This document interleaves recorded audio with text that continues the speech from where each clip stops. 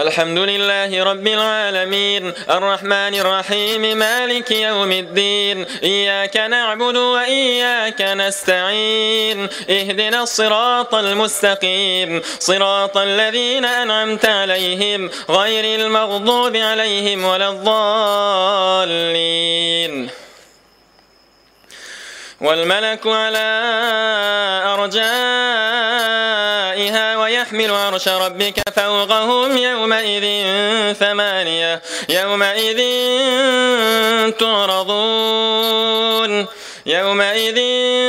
تعرضون لا تخفى منكم خافية فأما من أوتي كتابه بيمينه فيقول هاؤم اقرءوا كتابيه إني ظننت أني ملاق حسابيه فهو في عيشة راضية في جنة عالية قطوفها دانية كلوا واشربوا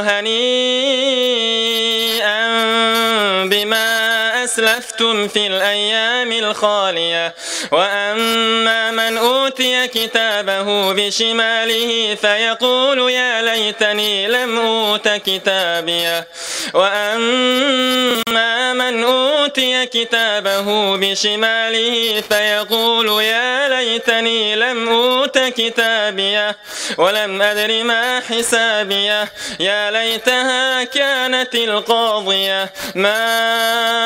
أغنى عني ماليه هلك عني سلطانيه خذوه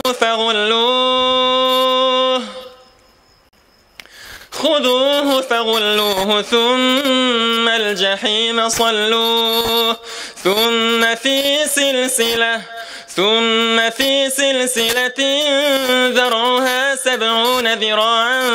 فاسلكوه إنه كان لا يؤمن بالله العظيم ولا يحض على طعام المسكين.